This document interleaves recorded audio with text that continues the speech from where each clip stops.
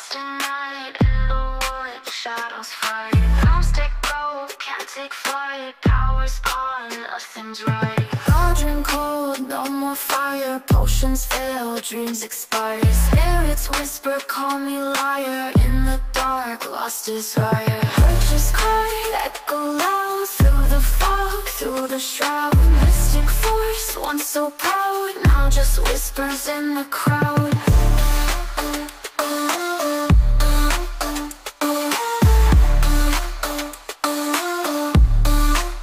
Babalan TV. Hello Pisces, welcome po sa inyong reading. So this is for February the 1st to February the 7th reading.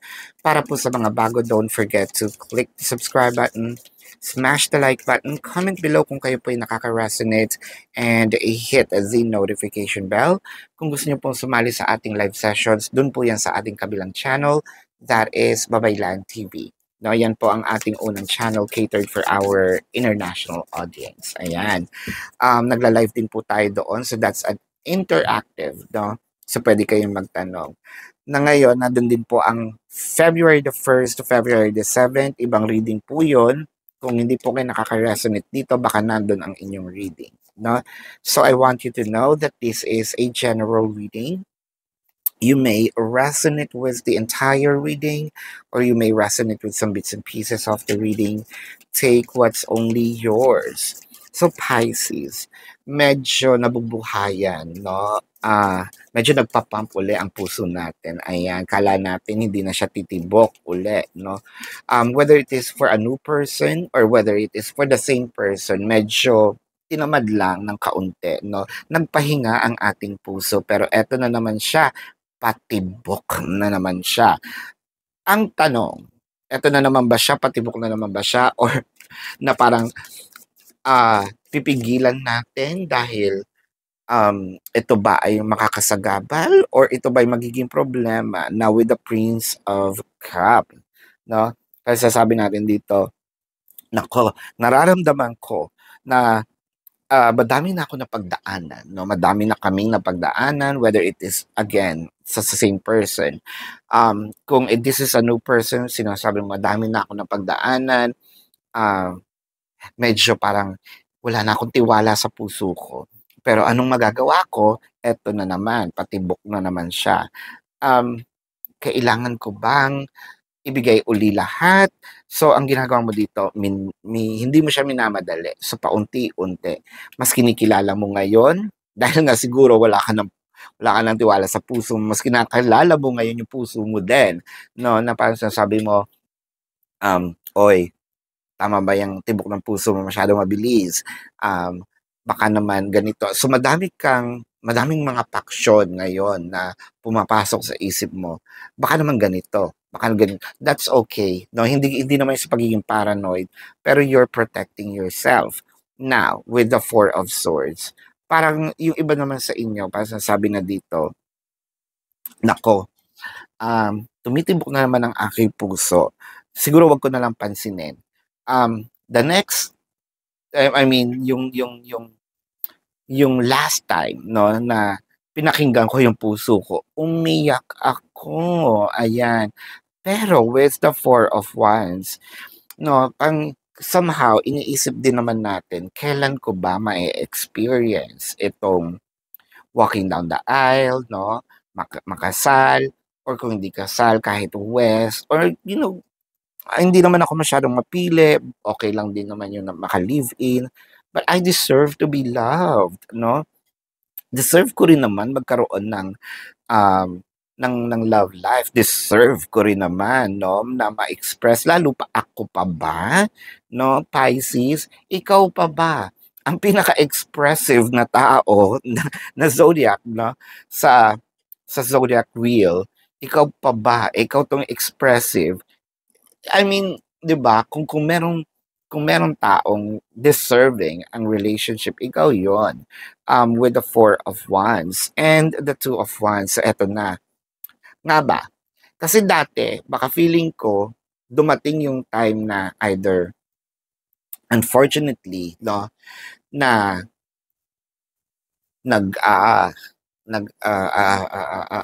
pa-plan, there you go. Hindi po nasira Hindi siya tumalon, ako yon, nautal ako. Nawawala sa aking vocabulary sa sobrang tagal na rin, no, na walang karelasyon. So, parang sinasabi natin dito na with the two of wands, baka meron na tayong pinag-usapan na kasal or probably nagsisimula na tayo mag-ipon, nagsimula na rin tayo mag-live-in, and then all of a sudden nawala. So, eto na naman ba? Papasok na naman ba ako doon? With the Ten of Pentacles, and makulit ang iyong either puso or yung isip. Hindi sila magkaano ha. They're not even magkapit-bahay. Ang iyong puso at ang iyong isip, no? They're not even on the same, magkaiba sila ng address. Iba yung sinasabi ng puso mo at iba yung sinasabi ng iyong isip. Ang isip mo, nako, magpayaman ka na lang. Nako, no? Mag-save ka na lang. Ayan.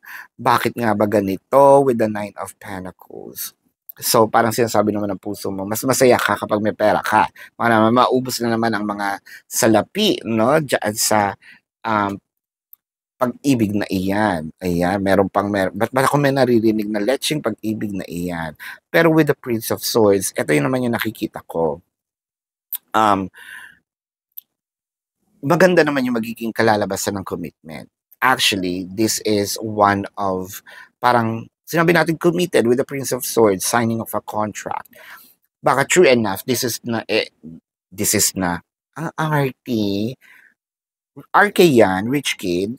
So, baka ito na yung tao na mag-walk nga sa inyo sa dambana, no?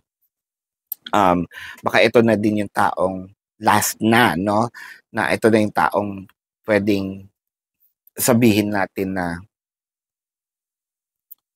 meant for you, no? Kung ito naman, if you're having a same relationship with the same person, baka naman ito na nga nagbago na siya, 'di ba? With the Eight of Wands.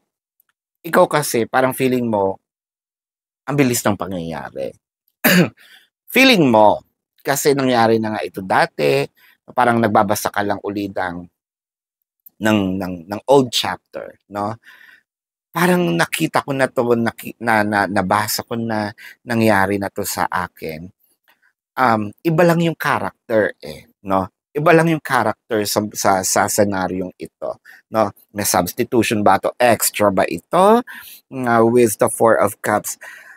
So, kinakalaban. So, ito ang isa sa mga gustong gawin ni Pisces, kalabanin ang sarili. Ewan ko ba ba't nata-challenge ng ganyan, no, ang Pisces. Minsan yung Pisces, hindi lahat yung Pisces may sapak din talaga no. Minsan may pagkamasokista Kung ano yung masakit, yun yung gagawin. Kung ano yung bawal, yun yung susubukan. May pagkabatigas ang ulo. Kasi nga, they want to prove that what other people thinks, no, baka mali sa kanila, tama sa akin, no? Hindi rin talaga din maaarok ng ibang zodiac signs itong kapraningan, no, ni Pisces dahil iba ito mag-isip.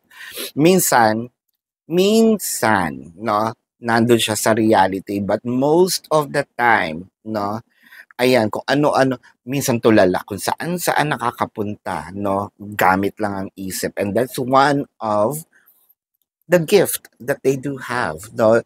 Sometimes, pinagtatawa na, ay nako, napaka-dreamy naman yan. Hindi, parang too good to be true. Kala mo naman, nagsusulat ng nobela, no. But hindi ka nalang mag-writer doon sa pocketbook, no, or magsulat ka sa, ang tawag doon, merong app na yun nakalimutan ko, sabihin nyo nga sa akin, parang may app din yun yung doon sinusulat yung mga aspiring writers.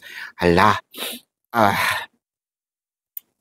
let me know sa comment section. But with the Eight of Swords, no, parang, bakit parang ikaw mismo sa sarili mo, Pisces, hinahadlangan mo yung sarili mong saya. Nagtatago ka, hindi ito nagpapakipot Hindi ito yung pagpapakipot.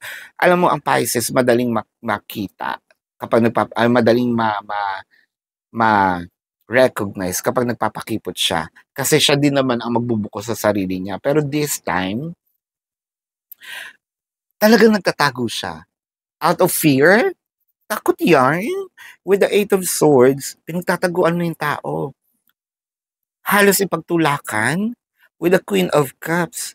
Ay, die! Parang sinasabi nitong card na to, sinong magbibigay sa'yo ng pagmamahal? Parang eto na siya. With the Moon card, this is your card, Pisces. Parang feeling ko masyado tayong tumalon sa rabbit hole ng pag-overthink. And I am seeing here, baka kailangan nating umahon ng kaunti. Baka we are too much on the dreamy state wherein we are, kung overthinking ito, ang lala na agad ng iyong pag-iisip. Let's say, nasa lubsod, no? May sa lubsod tayo dito. Sa lubsod yun, ha? Because of, creativity of Pisces. Ay, naku, baka ito dumiretso sa mga veins ko. Pag natutulog ako, hindi ko alam, no? Umandar na pala siya, nasa puso ko na. Paano pag nando magkakaroon ng komplikasyon? Di pa nagkaroon siya ng komplikasyon, kakalat yan sa buong katawan ko yung komplikasyon. May na. Di ibig sabihin, mabe-brain dead ako. Pag na-brain dead ako, hala siya. Girl, sa lunsod lang yan. No? Parang nandun ka sa dream state or nandun ka din sa pagkaka-overthink na, ang OA na. No? Why not? No? Parang pinalala mo yung sitwasyon nang wala kang basis. So kailangan natin medyo umahon doon, no? Nag-overthink tayo. With the king, tawa ka, 'di ba? Alam na alam mo 'yan. Alam ko nakangiti ka ngayon. Ikaw 'yan eh, with the King of Cups and the Alchemist. Ayan na. Ang gawin natin dito is to observe, no? Kasi you have the ability to create, manifest, do things what's on your mind. Ito yung sasabi nila, ang dreamy-dreamy naman yan. Hoy, wag ka. Kayang gawin ni Pisces yan. Kung hindi mo, kung sa'yo, napaka-whimsical, no, napaka-magical, madaming trabaho dahil ang OA, kaya niyang gawin yan. Nung humanda ka. Yun nga lang din. We need to also observe ourselves. Are we still living in the reality or are we still diving into the rabbit hole of parang dreamy state? Ito na yun eh. Ito na yun. Girl. Ito na. Tignan natin ang message ng universe. And Pisces, I want you to know, or ipapaalala ko lang sa ating Babaylan TV, nandun po ang ating, ayun ang ating unang channel, ha? Meron din po tayo doon February the 1st to February the 7th. Ibang reading yon. Kung hindi kayo nakaka-resonate dito, baka nandun po ang inyong reading. Babaylan TV. Ayan. So, Pisces. Pwede din kayo magtanong dito sa ating comment section as long as the question po is answerable by yes or no. Kung hindi kayo papatulugin ng yes or no na sagot lang, dumiretso kayo dun sa ating website, nandito po sa description box, no? Click nyo lang po, ididiretso kayo dun sa ating website, nandun po yung information, question form, amount per question, name, number, QR code for your reference. And I also created a 4 questions plus 1. Take advantage of it. That's a discounted price. And if you want to book a private reading, nandun din po siya. So, tingnan natin dito ang message, no, ng universe. So, my vibe speaks louder than my words. I know, no? Kaya nga minsan, ito nga, sinasabi natin na, ano nangyayari dito? Tulala na naman, no? At sila itong Pisces, ito yung mga laging tulalay. Pero, kala nyo, sayang yung time nila. No. Ang daming nangyayari sa isip nito. Hindi mo kakayanin, no? At yun ay hindi yun waste of time. Ngayon, ang sinasabi dito, your vibe is actually emitting, no, or your body is emitting the vibe that you are feeling, and nakikita din ng tao na how stressed you are with regard to this or how you overthink, nag-overthink tayo, no? So why not palitan natin yung vibe? I think that the vibe here is something contaminated, not good. So, ibahin natin, no, yung vibe na yan. Gawin nating positive para positive ang mangyari. So, let's check the zodiac sign of your person. This can be your sun sign or a placement in your chart. I'm seeing Pisces, Scorpio, Cancer, Sagittarius, Leo, Taurus, Virgo.